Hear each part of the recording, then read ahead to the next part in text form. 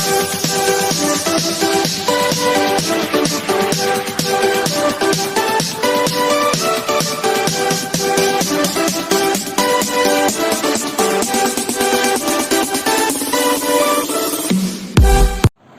I am going to discuss the numericals on capacitor right now. So all the numericals are very important one as far as the board exam is concerned, right? चलो discuss करते हैं हाँ numericals को, और ये सारा numericals जो मैंने इस वीडियो में रखा है वो सारा MCQ के फॉर्म में है, राइट? चलो अब come to the first question, a parallel plate air capacitor. तो यहाँ पे क्या लिखा हुआ ए है। A parallel plate air capacitor has capacitance C. When it is half filled with a dielectric of dielectric constant 5, the percentage increase in the capacitance will be, so we have the 4 option. Out of 4 option, 1 option is correct one. तो हमको ये बताना है कि ये 4 option में कौन सा करेक्ट है, राइट? चलो क्वेश्चन को प्रोजेक्ट किया जाए, राइट? बोल रहा है कि मेरे पास एक कैपेसिटर है, राइट? तो नेचुरली यहाँ पे अगर पॉजिटिव चार्ज, यहाँ पे नेगेटिव चार्ज होगा, राइट? ये मैं बार बार बोल रहा हूँ, ये पॉजिटिव चार्ज बाहर से देना पड़ता है और यहाँ पे मेरा नेगेटिव चार्ज प्रोड्यूस होता है, ये है। अच्छा, अब यहाँ पे एयर है, एयर है क्योंकि एयर कैपेसिटर है, तो इसका कैपेसिटेंस मेरा सी है, ऐसा बोल रहा है, राइट ना? अच्छा, अब इसको हम कैपेसिटेंस को कैसे लिखेंगे, राइट? तो write down capacitance formula, that is by epsilon not a, और मान लो ये मेरा प्लेट सेपरेशन मेरा डी है, ठीक है? और हर प्लेट का एरिया ऑफ क्रॉस सेक्शन के है, तो ये मेरा epsilon not a by D आया, ये मेरा फर्स्ट इक्वेशन, राइट? चलो यहाँ तक क्लियर, आगे बढ़ो। अब बोल रहा है कि अगर ये कैपेसिटर के बीच में बोल रहा है when it is half filled with a dielectric, half filled, तो मैंने यहाँ पे एक डाइलेक्ट्रिक हाफ मैंने इसका पार्टीशन किया और यहाँ पे मेरा डाइलेक्ट्रिक है, ये डाइलेक्ट्रिक, राइट? मान लो इसका डाइलेक्ट्रिक का जो कांस्टेंट है के, वो मेरा मान लेंगे, ये तो गिवन है कि के मेरा 5 गिवन है, डाइलेक्ट्रिक कांस्टेंट मेरा 5 है, तो के इज 5 ही है, और ये हाफ फील्ड है, इसका मतलब कि ये पोर्शन मेरा d/2 होगा और यहाँ से भी मेरा d/2 होगा, राइट ना? और यहाँ पे एयर है, यहाँ पे एयर है, राइट ना? तब अब देखो यहाँ प्लस है, यहाँ माइनस आया, फिर यहाँ प्लस आया, यहाँ माइनस आया, तो ये एक कैपेसिटर बना और ये एक कैपेसिटर बना। तो फर्स्ट कैपेसिटर का नेगेटिव प्लेट सेकंड कैपेसिटर के पॉजिटिव प्लेट से कनेक्टेड है, तो इसका मतलब ये मेरा कॉम्बिनेशन कैसा हुआ, सीरीज कॉम्बिनेशन। तो ये मेरा सीरीज सेटअप हुआ, series setup, series setup, very clear, ठीक है? तो चलो फॉर द टाइमिंग हमने मान लिया कि ये फर्स्ट कैपेसिटर का कैपेसिटेंस मेरा C1 है और मैंने माना सेकंड कैपेसिटर का कैपेसिटेंस मेरा C2, राइट? पहले हम C1 निकालेंगे, राइट ना? तो C1 क्या होता है, that is K times of C0, and this is by C0, यही मेरा C0 है और C0 मेरा C के इक्वल है, ऐसा मान के चलेंगे, this must be equal to C। तो K मेरा 5 है और C0 मेरा epsilon naught A by D है, राइट ना? राइट, क्लियर है? बट D यहाँ पे मेरा क्या है, दैट इज d/2, राइट? तो मेरा क्या आ गया, 2 पर आ गया, that is 10 epsilon naught A by D, ये मेरा C1 आया, राइट ना? ये मेरा C1 आया। अब C2 निकालेंगे, तो C2 क्या, एयर है, तो यहाँ लिखेंगे एप्सिलॉन नॉट A बाई, अब यहाँ पाएंगे d/2, क्योंकि ब्लड सेपरेशन यहाँ पे d/2 है, राइट ना?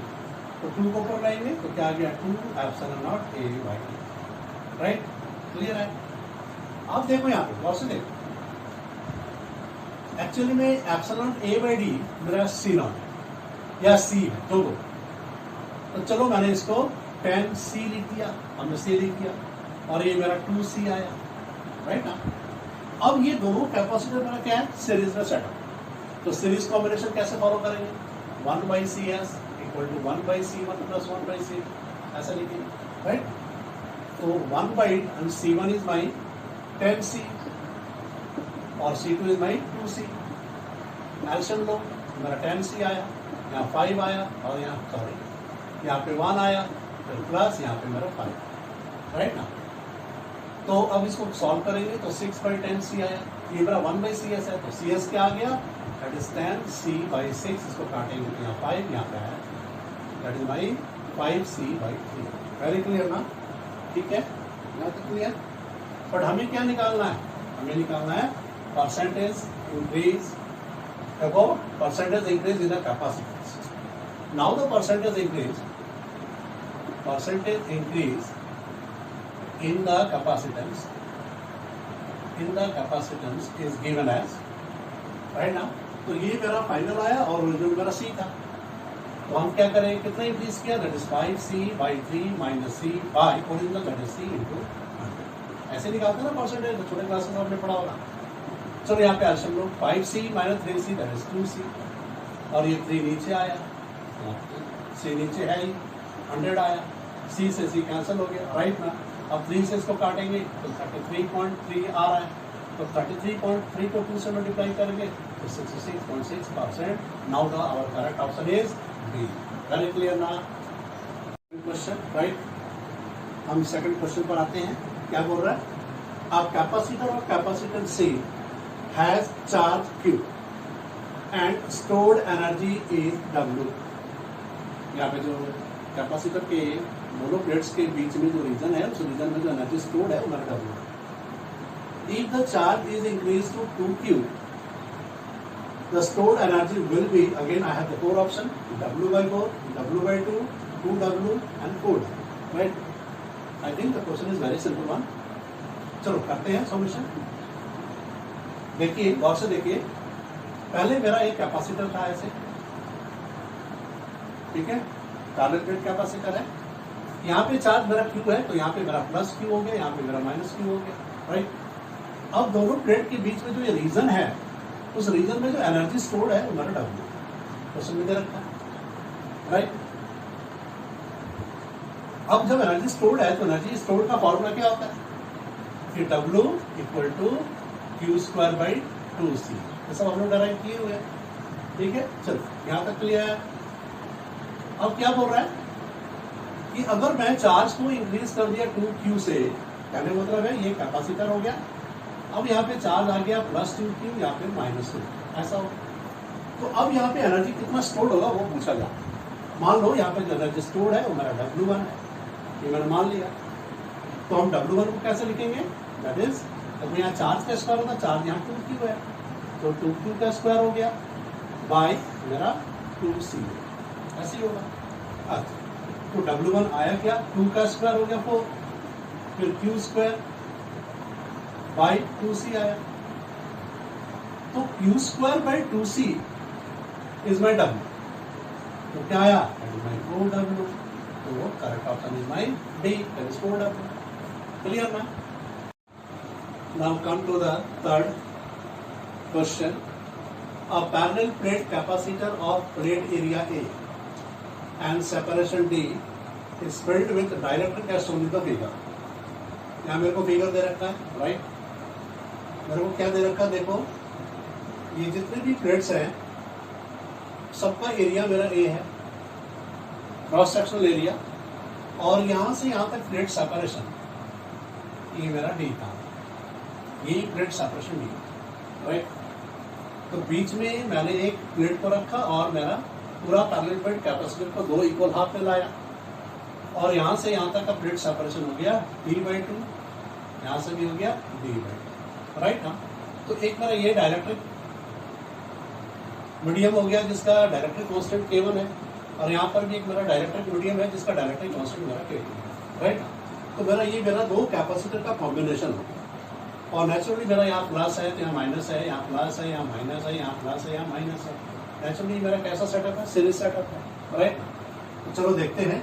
मान लो कि इसका कैपेसिटेंस मेरा C1 है, इसका कैपेसिटेंस मेरा C2, राइट। तो पूरा सेटअप का इक्विवेलेंट कैपेसिटेंस क्या है? मेरा 4 ऑप्शन है, ठीक। चलो देखते हैं। तो हम C1 को कैसे निकालेंगे? C1 becomes my, that is K1 मेरा जो कैपेसिटेंस है, times of K1 times of the capacitance of the parallel plate capacitor in air, ठीक है। क्लियर? तो एयर में क्या होता है? एप्सिलॉन A, बट यहाँ D मेरा हो गया D/2, वेरी क्लियर। तो मेरा 2 पर आ गया, तो 2K1 एप्सिलॉन A/D, ये मेरा C1 आया। सिमिलरली C2 क्या हो जाएगा? C2 हो जाएगा K2 एप्सिलॉन A/D/2, तो मेरा हो जाएगा 2k2, बिल्कुल ऐसे ही सेटअप आएगा, यहाँ k1 जगह पर k2 आ जाएगा, epsilon naught a by d। Clear? अब since C1 and C2, I mean to say the first parallel plate capacitor and second parallel plate capacitor are in series setup, ठीक है? तो यहाँ लिखेंगे since both are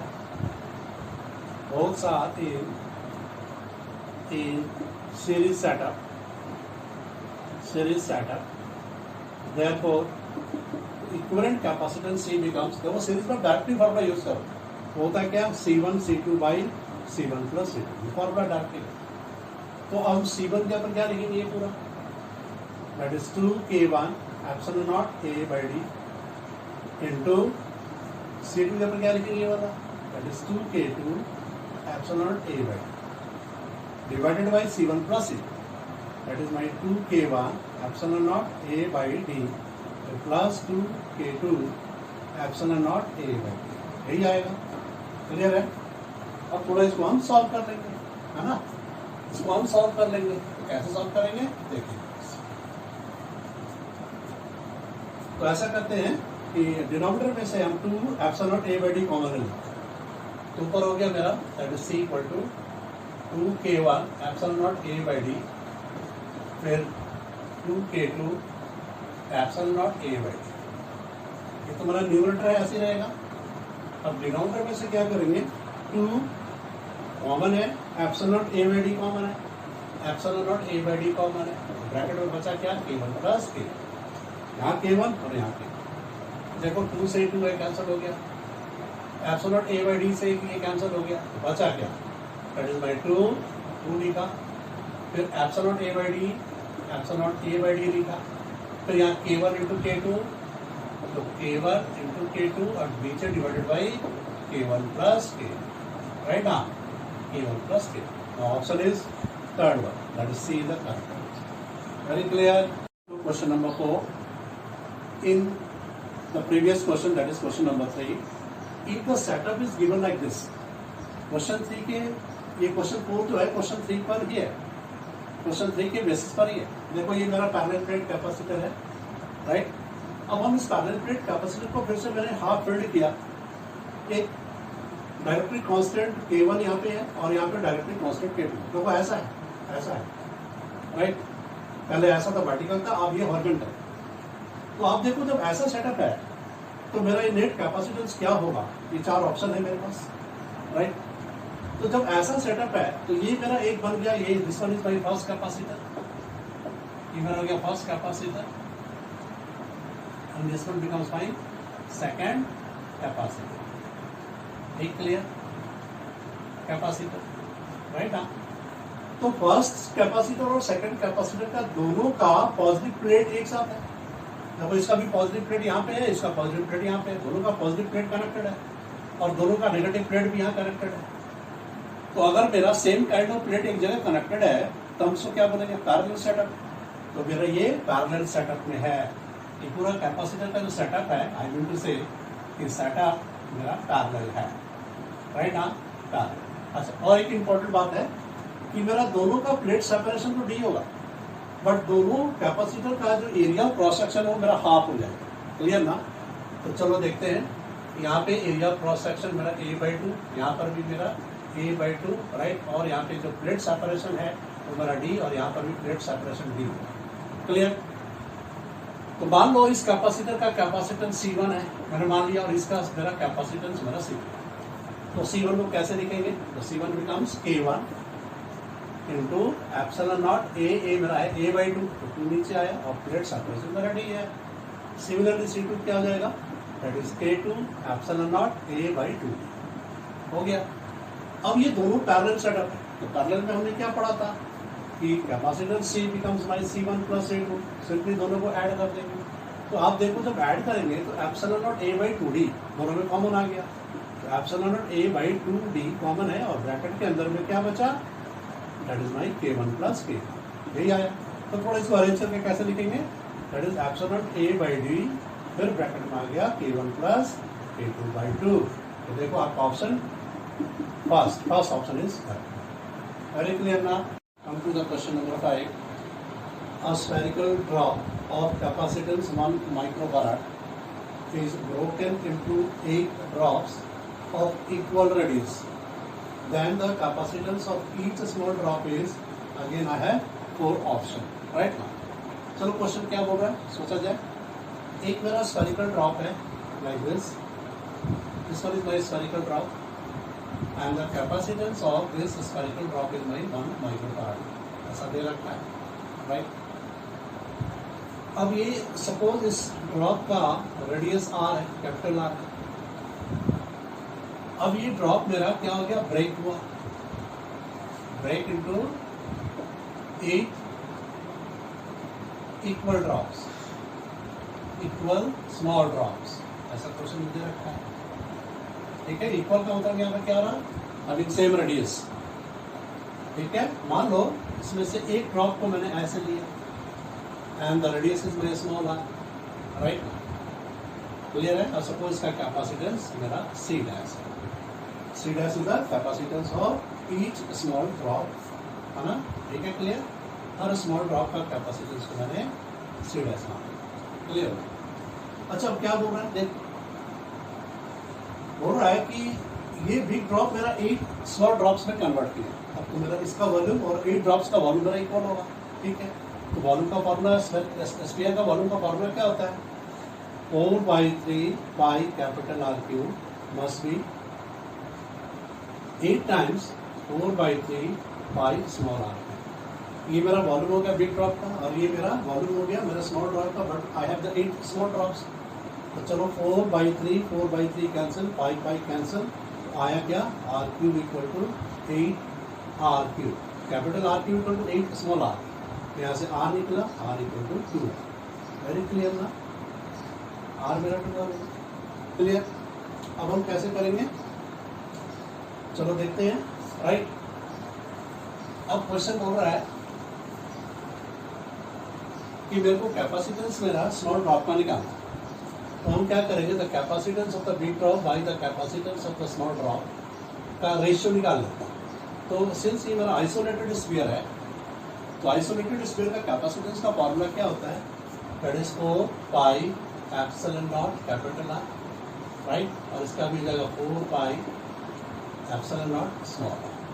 तो ये इससे cancel हो गया, आया क्या, that is capital R by small r. अब कैपिटल R क्या है, दैट इज 2R. तो मैंने यहाँ पे कैपिटल R के ऊपर 2R रखा बाई R. R से R भी कैंसिल, तो रेशियो मेरा 2:1. therefore we can say C by C dash equal to 2:1. आपको निकालना था C dash, तो यहाँ से हम C dash निकालेंगे, तो ये रेशियो इधर आके 1/2 हो गया, 1/2 of C.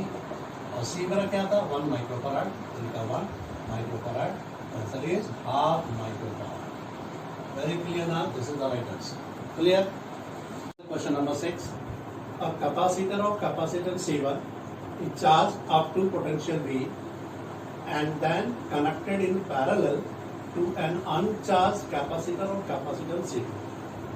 The final potential difference across each capacitor will be again 4 option, right? तो चलो इसको थोड़ा समझा जाए. मान लो ये मेरा एक कैपेसिटर है, राइट. ठीक है, I take the parallel plate capacitor, right.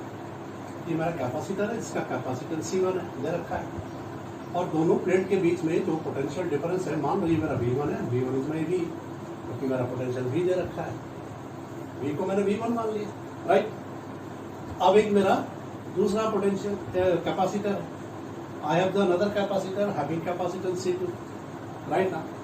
But ये मेरा अनचार्ज है, तो इसका जो V2 है वो मेरा 0 है, राइट ना. ये मेरा बैटरी से कनेक्टेड नहीं है, बट ये मेरा बैटरी से कनेक्टेड है, तभी यहाँ पोटेंशियल आया, राइट.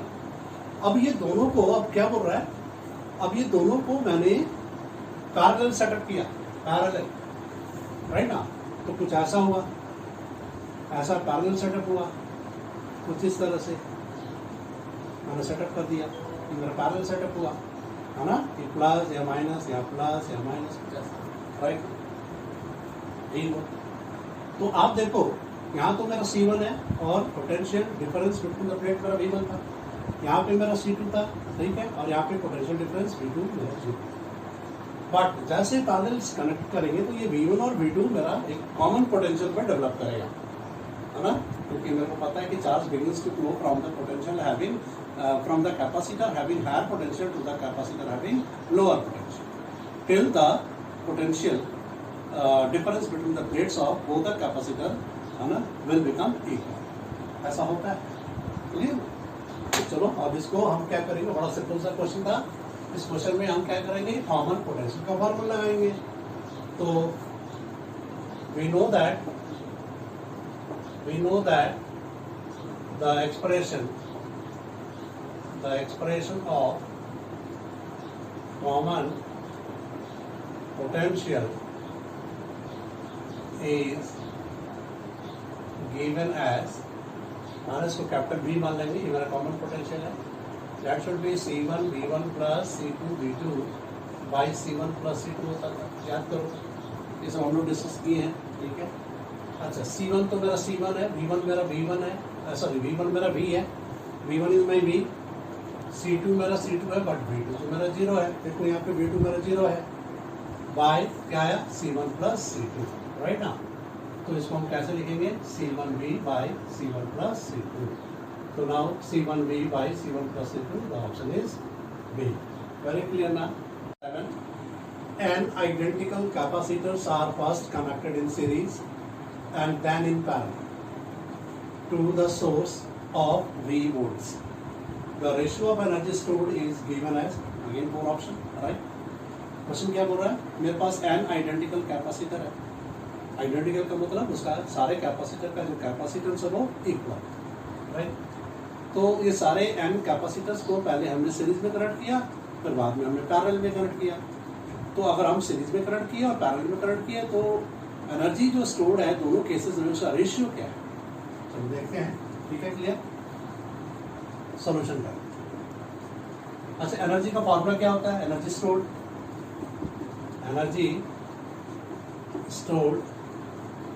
ना in the region between the plates of parallel plate capacitor is given as half CV square, formula होता है, राइट ना। तो जब हम सीरीज की बात करेंगे, चलो सीरीज में पहले करते हैं। तो सीरीज में एनर्जी को मैंने W1 मान लिया, आप इसको U1 मान लो, चलो देखा, और S stand for the series US हो गया। तो फॉर्मूला हो गया हाफ, यहाँ पे आ जाएगा CS, C क्या कैपेसिटेंस मेरा सीरीज कॉम्बिनेशन का आ गया, और B मेरा B स्क्वायर। अच्छा, सीरीज कॉम्बिनेशन में मैंने आपको बताया था, एक पॉइंट्स को हमने हाईलाइट किया था कि CS is nothing but my C by N, यही होता है V स्क्वायर, राइट ना। ये मेरा US आया, ये मेरा फर्स्ट इक्वेशन। यू मतलब एनर्जी, एस मतलब सीरीज कॉम्बिनेशन। अब हम बात करेंगे पैरेलल कॉम्बिनेशन।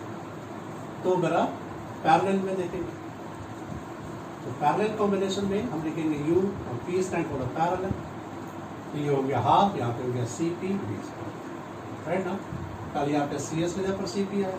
अच्छा, पैरेलल कॉम्बिनेशन में मेरा क्या होता है, n टाइम्स ऑफ C हो गया, हाँ, n टाइम्स मल्टीप्लाई जाएगा, तो V स्क्वायर हुआ, है ना। क्योंकि पैरेलल कॉम्बिनेशन में जो मेरा पैरेलल कॉम्बिनेशन का जो कैपेसिटेंस है C1 plus C2 plus C3 goes to n times, है ना, इसलिए मेरा n इंटू C हो गया, ठीक है। ये मेरा UP, ये मेरा एनर्जी, P मतलब पैरेलल, इसमें सेकंड इक्वेशन। अब दोनों का रेशियो निकालना है, तो ना US by UP equal to, तो पहले हो गया half C by N V square by, अब ये that is half N C V square. तो half cancel, V square cancel, right, C cancel. तो आया क्या, ये 1 बाई N है और नीचे N है, तो 1 by N square, option is C। Question number 8, a battery is used to charge a parallel plate capacitor till the potential difference between the plates becomes equal to the electromotive force of the battery. The ratio of the energy stored in the capacitor to the work done by the battery will be, again I have two options, right? Very nice question. क्या है, देखो EMF electromotive force, electromotive force basically मेरा battery में होता है। Battery के एक plate से दूसरे प्लेट में ले जाने के लिए जो हम काम करते हैं ना, वर्क करते हैं ना, that is by EMF. That should be express in the terms of EMF, right. तो चलो देखें, द वर्क डन, ऐसे लिखेंगे, the work done by the battery, by the battery. मान लो इस work done by the battery को W1 मान लिया, है ना, W1 मान लिया। तो वर्क होता है क्या, हम यहाँ पे वर्क को जो भी एक्सप्रेस करेंगे पोटेंशियल डिफरेंस के टर्म्स में करेंगे। आपको पता है ना V इक्वल टू क्या होता है, W/Q। यहाँ से W निकालेंगे तो क्या आएगा, V इंटू Q, यही आएगा। तो मैंने लिखा V इंटू Q, राइट ना। तो V को तो V लिखा, but according to principle of capacitor Q क्या होता है, Q इक्वल टू CV। तो Q की जगह लिख दिया CV, तो आया क्या, अगर CV²। This my work done by the battery, clear.